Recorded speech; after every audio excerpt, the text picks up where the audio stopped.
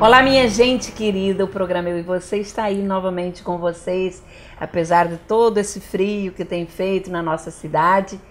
É muito gostoso chegar a esta hora da noite e saber que você está aí esperando o nosso programa. E sempre com a participação do jornalista Pedro do Couto, que vai comentar os assuntos de hoje. Nós vamos falar sobre o assassinato daquele menino lá no Rio Grande do Sul, que teve a participação da madrasta, de uma assistente social e parece que até do pai do garoto.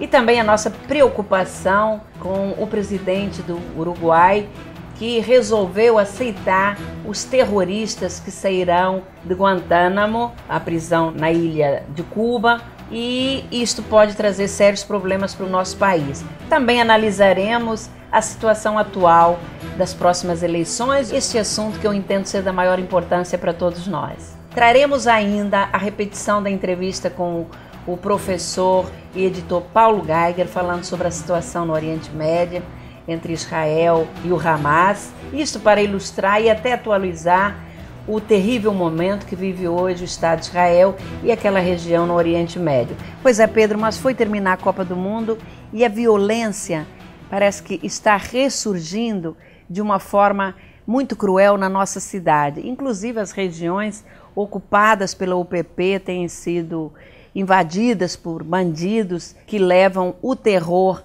às pessoas que ali vivem. E na semana passada, com muita tristeza, nós assistimos mais uma vez à banalidade de desrespeito à vida a que todos os dias assistimos quando vemos assaltantes armados que vão para as ruas não apenas para roubar, ameaçar, mas sim para matar. E isto nos provoca um horror enorme ao sairmos de casa, aumentando nossa preocupação com os nossos familiares, com os nossos amigos, que podem ser as próximas vítimas desses bandidos. O que aconteceu com a empresária Maria Cristina Bittencourt Mascarenhas, sócia do restaurante Guimas, e que foi assassinada com um tiro na cabeça na Gávea, quando dois homens numa moto atacaram, após sacar R$13 mil num banco para pagamento de seus funcionários. Dizem que foi assassinada porque reagiu. Mas reagiu como? Enfrentou os bandidos? Claro que não. Acredito eu que instintivamente tenha segurado a bolsa para não ser roubada. As reações humanas, nestes casos, são incontroláveis e cada um pode reagir de uma forma. Lembro-me que há 20 anos atrás estava sentada dentro de um ônibus na Praça Nossa Senhora da Paz, em Ipanema, e quando o ônibus entrou em movimento, ao sair do ponto, tive a minha cabeça puxada por um ladrão para fora do veículo, levando a gargantilha que eu usava. E só não quebrou o meu pescoço por milagre e porque a gargantilha arrebentou.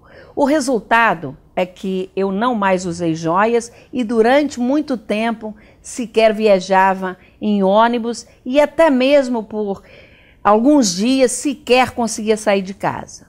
O que aconteceu com a empresária Maria Cristina não foi uma tragédia isolada e pontual.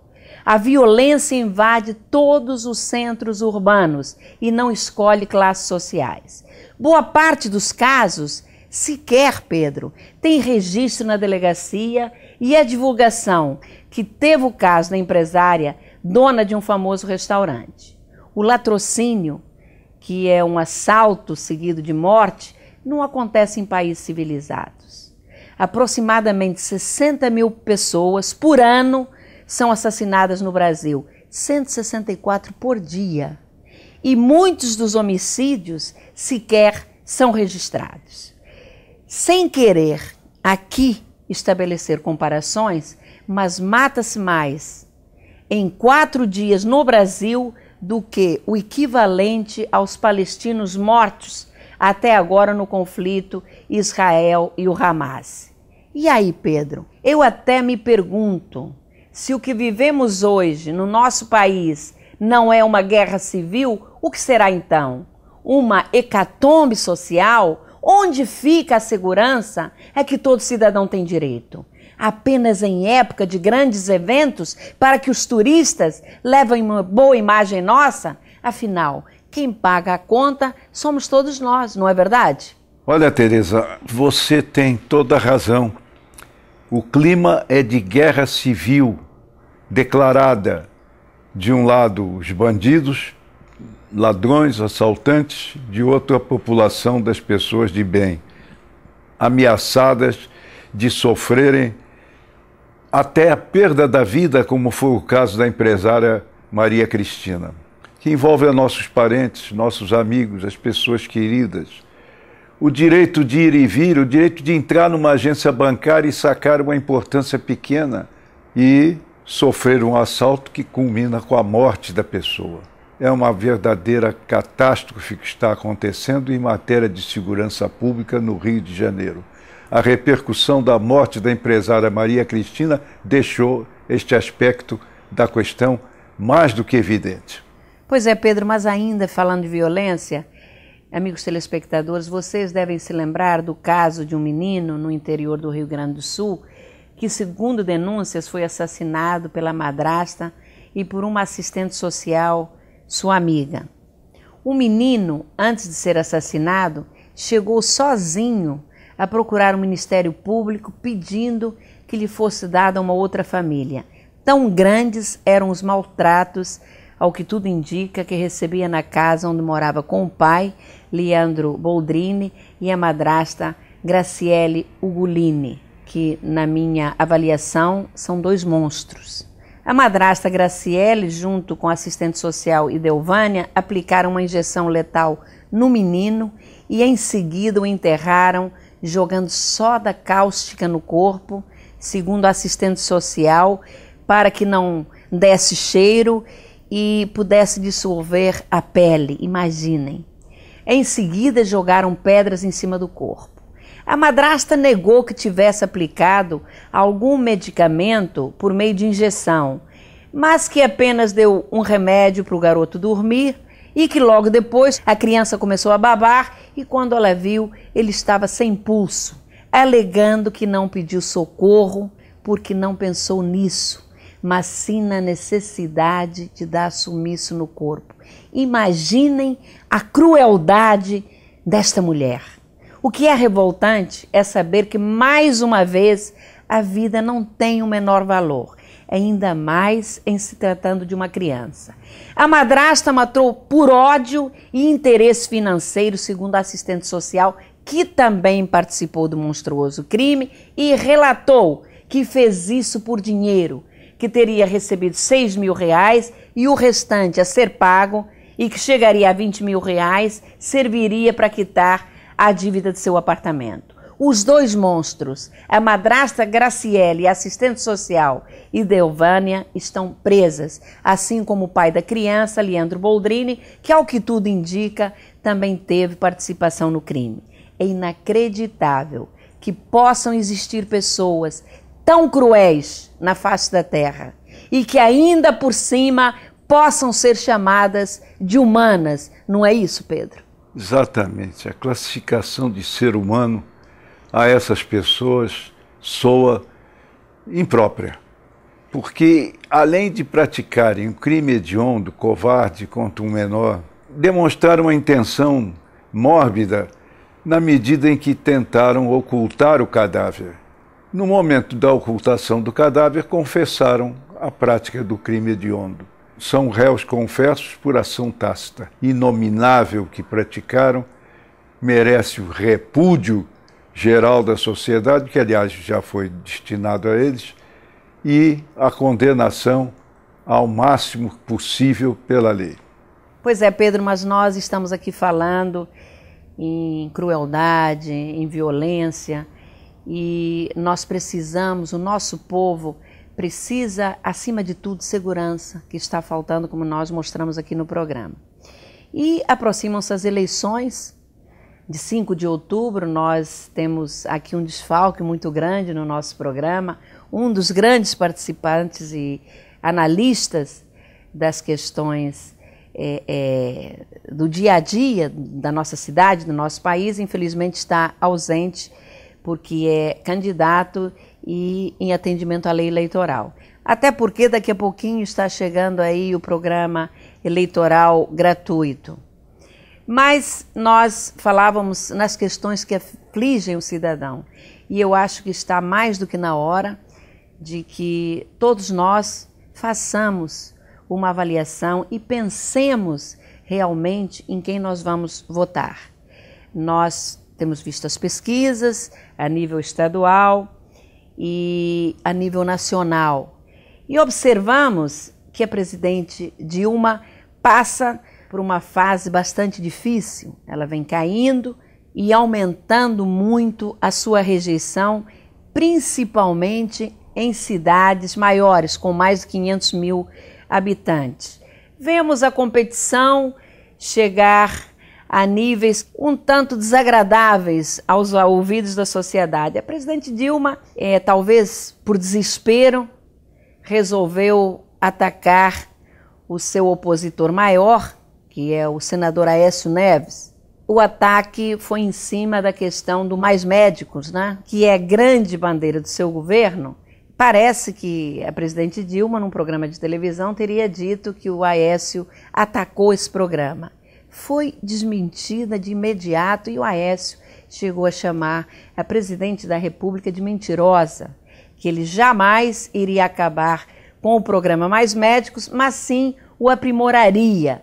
E uma das coisas que ele se referiu foi na questão dos médicos cubanos, que vêm trabalhar no Brasil, mas são obrigados a devolver quase que todo o salário para o regime cubano.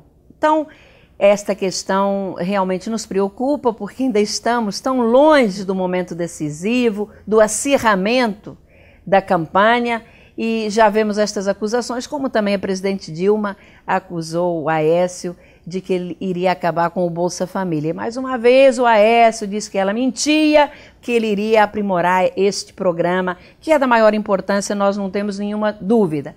Então, Pedro, você que é um analista político, como você vê este momento, a queda da presidente Dilma nas pesquisas? É verdade que o Aécio não conseguiu crescer, continua com 20%, mas num possível segundo turno ele já estaria tecnicamente empatado com a presidente Dilma. Claro que isto preocupa Dilma e melhora muito a situação do senador Aécio Neves, não acha?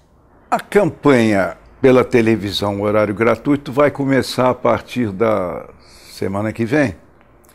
Mas já se verifica uma tendência de equilíbrio na hipótese do segundo turno, como o Datafolha revelou. Porque no primeiro turno, a presidente Dilma Rousseff alcança 36 pontos, Aécio Neves 20 pontos e Eduardo Campos 8 pontos. É curioso que a soma de todos os candidatos adversários da presidente somam 36%, o mesmo que ela atinge.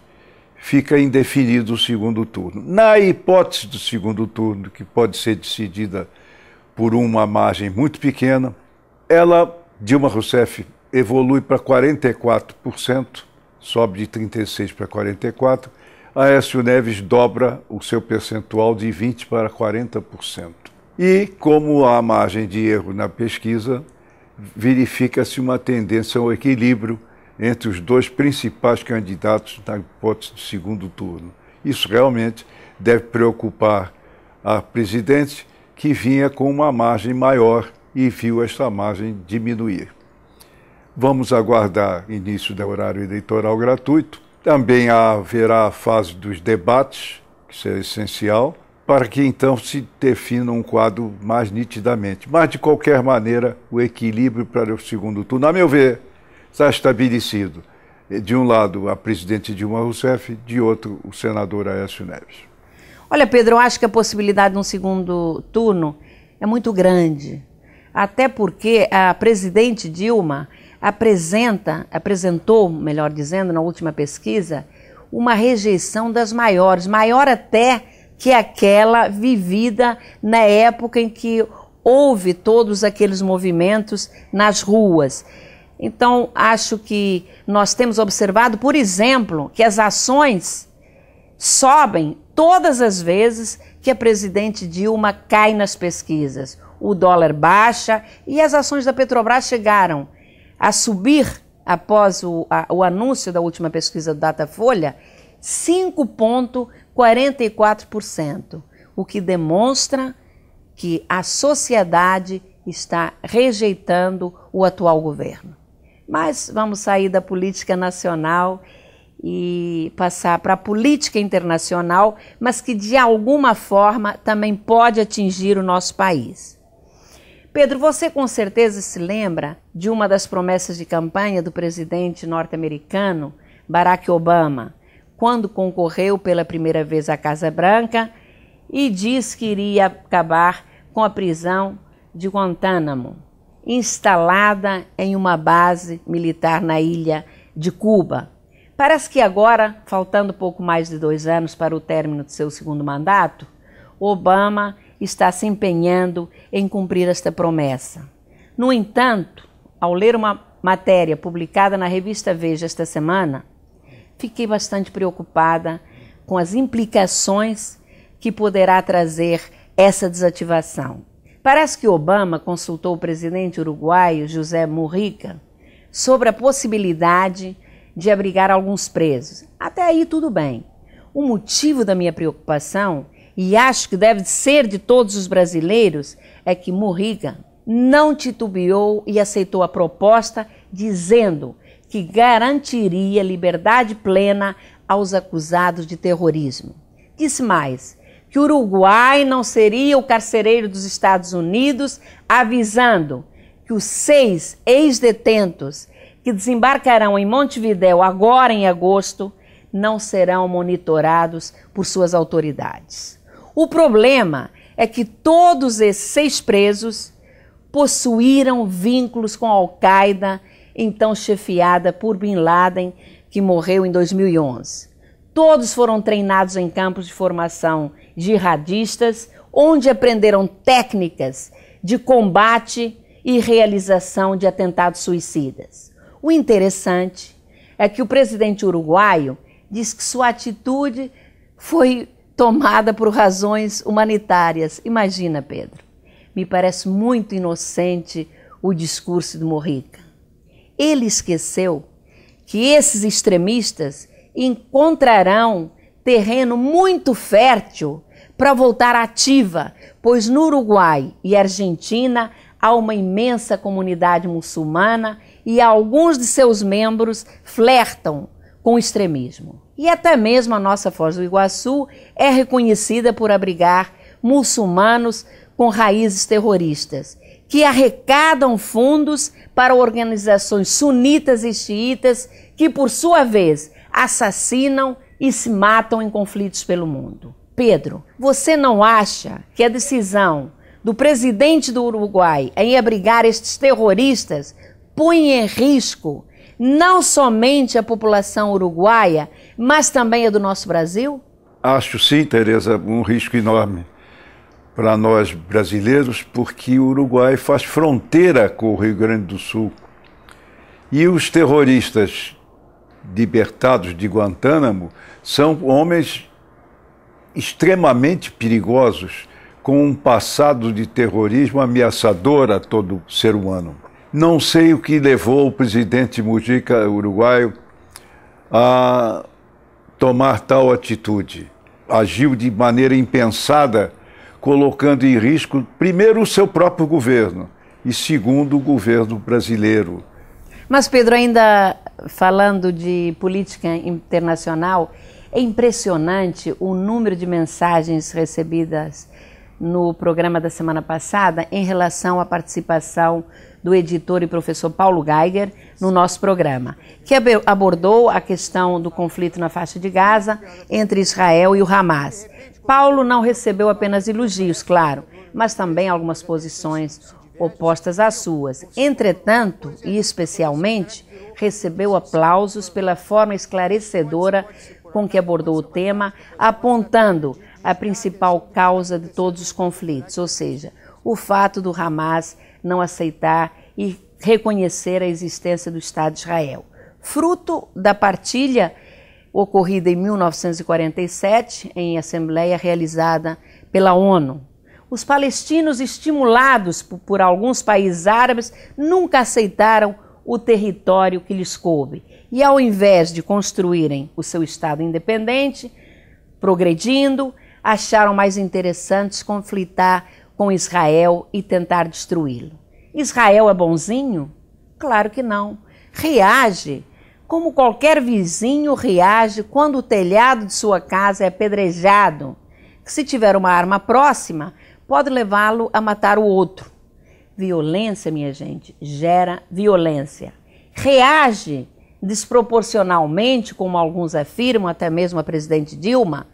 Não há desproporcionalidade, pois os foguetes enviados pelo Hamas para atingir cidadãos israelenses são em número incalculável, às vezes mais de uma centena diariamente. A questão é outra. Israel apresenta menos mortes porque, em função do seu preparo armamentista e tecnológico, que explode no ar os foguetes mandados pelo Hamas. Ao passo que este grupo terrorista mais parece querer a morte de seus filhos, pois impede que eles abandonem as suas casas quando são avisados por Israel de que irá atacar, usando-os como escudos humanos. Fora o cessar-fogo humanitário aceito e decretado por Israel e coordenado pela Cruz Vermelha. Por diversas vezes, o Hamas atacou soldados israelenses e lançou mais mísseis. Lamentamos, Pedro, profundamente a morte de dezenas de israelenses e, da mesma forma, de centenas de palestinos, pois somos a favor da paz e da vida. A emoção humana, claro, sempre fica do lado daquele que parece ser mais fraco e mais atingido, o que nos causa espanto. É que no ano passado, milhares de manifestantes foram mortos e feridos pela Turquia, Egito e Líbia. O Irã, mais do que nunca, enforcou inúmeras pessoas. Mulheres e crianças no Afeganistão foram bombardeadas. Comunidades inteiras foram massacradas no Sudão do Sul. 1.800 palestinos morreram de fome ou foram assassinados por Assad na Síria. Centenas no Paquistão foram mortos por ataques terroristas de jihadistas. 10.000 iraquianos foram executados por terroristas. Vilas inteiras foram dizimadas na Nigéria. No entanto, Pedro, o mundo não se posicionou.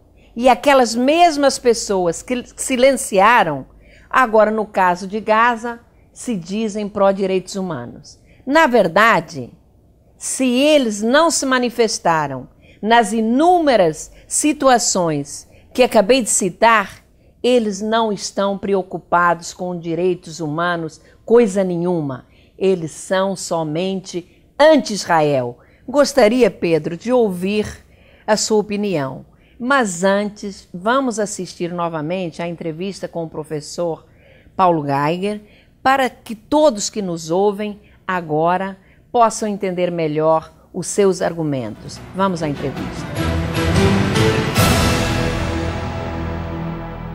Bom, minha gente, mas o programa Eu e Você hoje tem a satisfação de entrevistar o editor e professor Paulo Geiger, que é um profundo conhecedor em diversos assuntos, mas especialmente nas questões que envolvem o Oriente Médio. E hoje, Paulo, infelizmente, Israel vive um problema muito sério na faixa de Gaza com o grupo terrorista Hamas.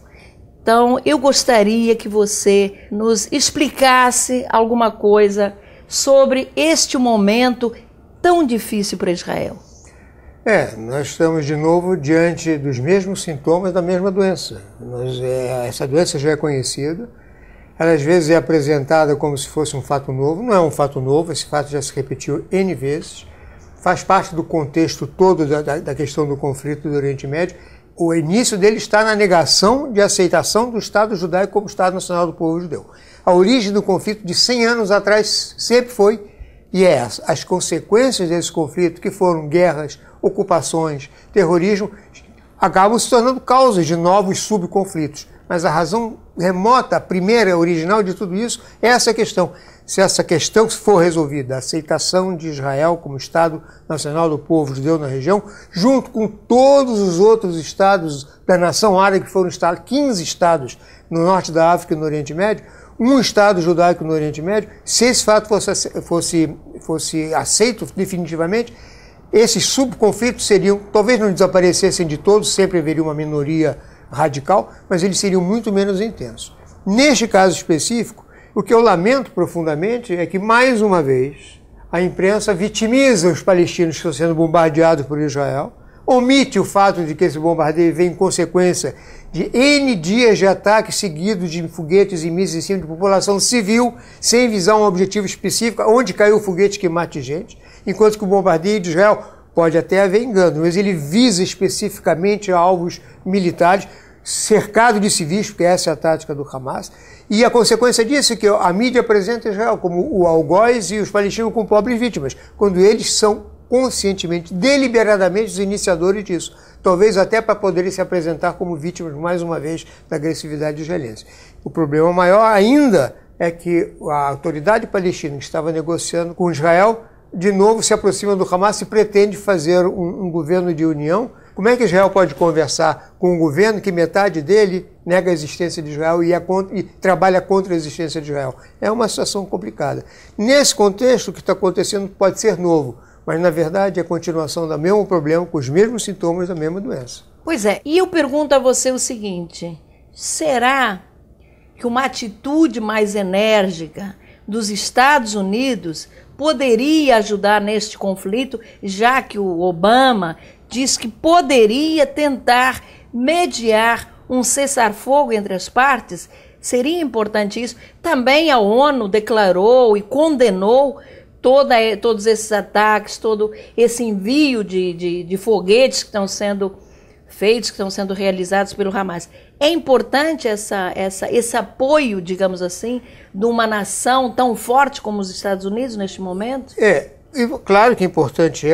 Inclusive, o Egito está tentando fazer isso, outros países árabes estão tentando fazer isso. Eu acho importante sob o ponto de vista humanitário, do ponto de vista das vidas, da saúde mental, da segurança de civis israelenses e de civis árabes de Gaza. No sentido dessa proteção das sociedades civis, diante de uma coisa inútil, porque essa chuva de foguetes não vai resultar em mudança da situação. Isso que eu queria dizer. Isso não terá interferência nenhuma na doença. Isso pode mexer no sintoma, acalmar o sintoma, mas a doença principal na questão, em que os Estados Unidos não têm a força de intervir como mediador, é a mudança da visão estratégica de certas facções árabes em relação a Israel. A Hamas, Hezbollah, um país que nem árabe é, como o Irã, os radicais islâmicos, sejam sunitas, sejam xiitas, sejam do Al-Qaeda, sejam da Irmandade Muçulmana, não importa. Quanto Hamas for o Hamas, ou seja, baseado na lei fundamental dele, no papel de fundação dele, que não aceita a existência de Israel como Estado judaico no Oriente Médio, enquanto o Irã não aceitar, enquanto o Hezbollah não aceitar, a doença está ali. Enquanto o ISIS, enquanto a Al-Qaeda não aceitar, enquanto o radicalismo islâmico não aceitar, a doença está lá. Então, as precauções de segurança de Israel, nenhuma mediação americana, a não ser para acalmar a situação no momento, vai resultar. A única mudança real estratégica definitiva seria um acordo de paz que contemplasse, sim, a existência do Estado palestino. Essa é a minha opinião pessoal, não é unânime, nem Israel, nem o povo judeu, é a minha pessoal, é a da maioria dos israelenses, segundo eu sei. Essa realidade de 2 estados para 2 povos seja uma realidade definitiva, não uma mudança tática em função de uma estratégia futura que não é definida. Especificamente, neste caso atual, eu perguntaria, Israel estaria disposto a negociar com Hamas um acordo de paz, como você muito bem disse, de momento, porque a longo prazo ou definitivo fica impossível enquanto o Estado judeu não for aceito como nação judaica. A negociação de paz com o Hamas, dentro da situação atual de definição estratégica do Hamas, é impossível. O Hamas não quer uma paz que se baseie no reconhecimento definitivo de Israel como Estado judaico no Oriente Médio. Então, o que Israel pode negociar com o Hamas é uma trégua, ou seja, vocês deixam de mandar foguete e eu paro de bombardear vocês. Mas a paz com o Hamas, significa que o Hamas deixou de ser o Hamas. Ele pode até manter o nome, mas não é mais a mesma organização. Se houver um Hamas assim, Israel deve negociar com ele a paz, sim, por que não? Mas a questão é se esse Hamas vai existir um dia. A questão é se a união do Hamas num governo só de coalizão ou de união ou de participação com a autoridade palestina vai resultar numa mudança de estratégia do Hamas. Essa resposta é quem pode dar ao Hamas. O que é preocupante em tudo isso é exatamente essa avaliação de pesos e medidas que se coloca em cima dessa realidade. Porque as consequências desse conflito, que são a ocupação, que é realmente um entrave no futuro desses povos que querem independência e da própria sociedade israelense que vive em função desse dilema dentro da própria sociedade israelense, assentamentos ou não assentamentos. Essa questão poderia ser resolvida, mas esse problema continua contaminando a percepção da realidade do Oriente Médio. Por quê? Porque Israel é visto como uma potência militar, que é, e tem que ser, porque se não fosse já não estaria existindo. Os judeus só poderiam estar lá, segundo um papel palestino que existiu antes de 67, só poderiam ficar lá os judeus que estavam lá antes de 1917, antes da Declaração Balfour. Os judeus que chegaram lá depois não têm direito de estar lá. Essa é a visão estratégica do futuro, da visão nacionalista árabe que elimina Israel a presença de Israel no Oriente Médio. Mas o que distorce a visão é ver Israel como uma potência e os outros como vítima. E existe outro conceito que é realmente preocupante, que é da reação proporcional. O que quer dizer reação proporcional? A tese de que um foguete tem que ser explodido com um foguete. E como não houve nenhuma casa destruída e nenhuma morte em Israel, não pode haver morte do lado de cá também. É uma reação proporcional. O que é uma hipocrisia tremenda, porque uma população que recebe 100 foguetes por dia, que só não cai em cima de suas instalações de população civil, de hospitais, de escola, porque Israel tem hoje um sistema de defesa chamado Domo de Ferro, que consegue abater foguetes de curto alcance no ar, e ele sabe quando é que o foguete está numa direção que não vai atingir regiões povoadas, ele não é disparado, mas assim mesmo ele já derrubou centenas de foguetes que iam cair em regiões povoadas. Então não houve vítimas, porque existe uma preocupação de Israel em não causar vítimas. Enquanto isso que os árabes, o Hamas, coloca as suas forças de ataque no meio da população civil. Que é realmente uma diferença brutal, absurda, grotesca em atitude em relação à população civil. E é preciso entender que mesmo quando Israel agride, Israel está se defendendo. Faz parte da natureza da sua presença ali como está cercado, como está, de pessoas que negam a sua existência. As guerras de agressão de Israel, às vezes existem, que ele assume a ofensiva, são porque ele não pode se permitir defender em seu território, que é exíguo, é todo praticamente feito de populações civis. Então ele tem que levar a guerra para o deserto, que é o país vizinho. Então essa visão é distorcida de agressão de defesa como agressão e de reação proporcional, que contamina a nossa mídia também. Muito obrigada, Paulo, pela sua participação no nosso programa tão esclarecedora. E eu acho que nós precisaríamos de muitos Paulos para estarem todos os dias aí na mídia esclarecendo, para que não haja uma imagem deturpada dos fatos que hoje acontecem naquela região. Amém. Pois é, Pedro, está aí a entrevista de Paulo Geiger, ouvimos a sua opinião e agora, como eu disse há pouco, gostaria muito de ouvir a sua também. Perfeito, Tereza. Concordo de maneira integral com os argumentos que você colocou, que, aliás, também coincidem com o do professor Paulo Geiger, cuja entrevista acabamos de assistir. Há uma desproporção entre o posicionamento de países em favor dos direitos humanos, de modo geral, e em favor dos direitos da sobrevivência do Estado de Israel. Realmente são dois pesos e duas medidas. É inconcebível se aceitar isso. O que acontece é que a tecnologia israelense mais evoluída intercepta no ar foguetes disparados pelo Hamas. E daí porque o número de mortos do Estado de Israel com os ataques dos palestinos é infinitamente menor do que o dos integrantes do Hamas na faixa de Gaza. Esta é a situação real da questão do Oriente Médio, que se eterniza. Israel tem que defender a sua sobrevivência, sem dúvida alguma. Por isso concordo integralmente com os argumentos que você colocou e que estão exibidos na entrevista do professor Paulo Geiger. É isso mesmo, Pedro. Acho que tudo que tinha que ser dito foi dito, e ressaltando apenas que a questão não é direitos humanos, mas são pessoas que são contra o Estado de Israel.